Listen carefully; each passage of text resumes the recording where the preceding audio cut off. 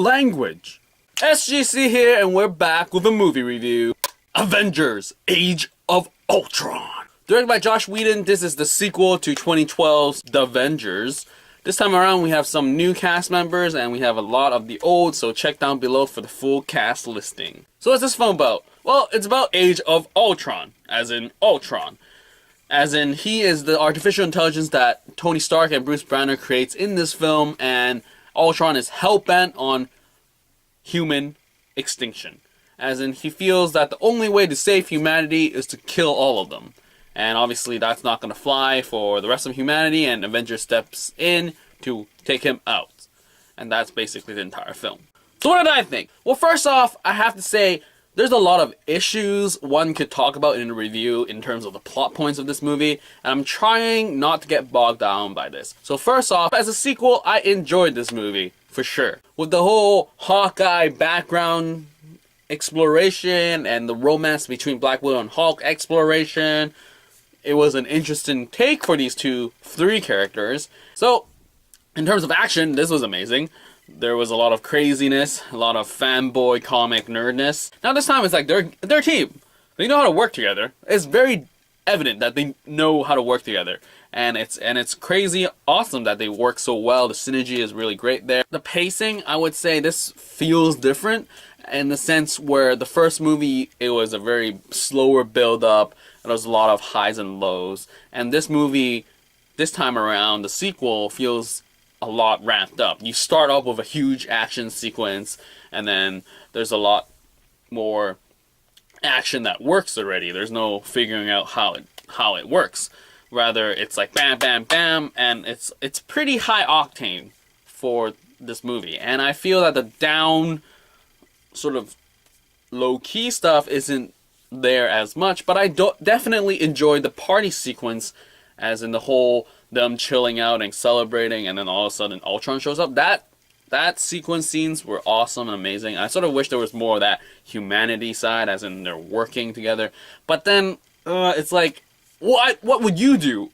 I don't know. I don't know how they would have fixed it to make it more low-key in some of the scenes. I feel even at the farm, there's a lot of emotional impact here, a lot of relational sort of things building up. There are problems with each other. So there's a lot of things going on. So there's, in general, in terms of action, story, relations, characters, a lot of stuff happening. I mean, it's very hard to review this movie in the sense where you don't get bogged down by the plot points, because I feel that as they become bigger and bigger, you address these plot points, as in, like, does it make sense here? Does it make sense there? James Spader as Ultron was awesome. The animation and the CGI for his Ultron face was pretty cool. Though definitely I wish they used him more throughout the film. He's not in it enough, and same thing for Vision as well. Paul Bettany as Vision was awesome as well. I really love how the transition from comics to this real life world was totally awesome. Like, he didn't feel super like weird and just doesn't fit, but he totally fit. So it was a good job for them for doing that. Now, in terms of dialogue, it's a Joss Whedon film, definitely. In a sense where you have a lot of humor thrown throughout the film. I would say he did it better in the Avengers throughout the film. But in Age of Ultron, he did it amazingly in that party sequence. That was just chill and laid back, and these people just chilling out and being more human was a very great look into their characters, and also the introduction of Ultron and just that fear. That was just really great. Now, in terms of throughout the film, I would say there's a lot of hit and miss here, saying in the sense where there's a comedy put into a scene where it feels like there's a lot of like risk happening, there's a lot of danger, and all of a sudden there's a comedy quip here, and I'm like, oh, okay. And also there's scenes where it breaks out of character, as in the character goes into a direction, as in, like, I don't feel he would have said that, or it feels just awkward. And there's one thing that they sort of like slap you in the face a couple of times just to remind you that they're doing it, is the whole saving civilians thing. They sort of storm Ultron, and before they can do that, they have to like secure the city, and then they evacuate and all that stuff. Like, I appreciate that, But I feel that it wasn't as organic as, say, the Hulk and Iron Man fight, where he was like, oh, there's no one in this building, so we can smash him down this building.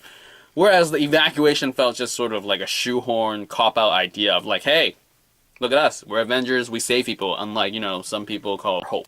To get into a bit of plot, I would say this movie doesn't really connect well in the whole of connecting world thing with Iron Man 3 or Cap 2. One thing I didn't understand was how the heck did Iron Man even have his suits back, because they don't even mention why he has them. Iron Man 3, I will kill all my suits because I love Pepper Potts. And all of a sudden here, they show up as Avengers. So there's no sort of build-up. So I sort of wish that they had a sort of thing where it sort of talked about, oh yeah, this is what happened after Iron Man 3, and this is what happened after Cap 2, and this is how we're forming the team, and that.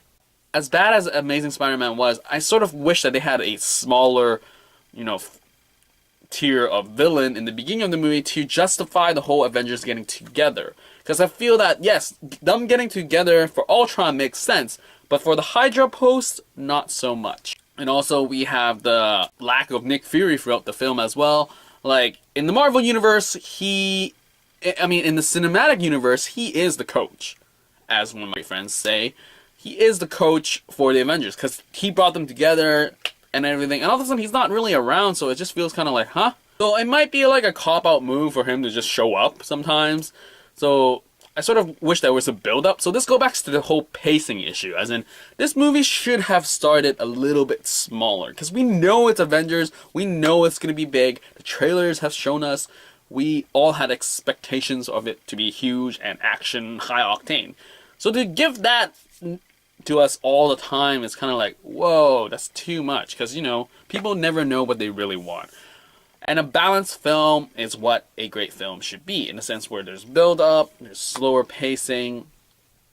I mean, slow pacing throughout, as in you build up things and you explain things. I mean, it just was too intense, maybe? So, all in all, I enjoyed this film. The action was there. It was like a fanboy dream to see them working together as a team. The movie could have been so much better, in a sense of just more plot, more explanation, and just have connecting tissues with the rest of the film. It's hard because you compare it to the first one. The first one was a lot more fresh and it's like, whoa, never seen this before. And now this thing is done and it's like, oh, we've seen these guys together, so there's that. Anyway, I mean, there's a lot of stuff that we could talk about here, but I'll just keep it at that. It was enjoyable. It was a fun sequel. Watch it if you haven't. It's definitely great fun. It's a fun film. It could be better, but it's great fun. Anyway, that's pretty much it for this Avengers Age of Ultron review. If you have seen it, leave a comment down below and I'll get back to you as soon as possible. And as always, movie review for Age of Ultron. Out!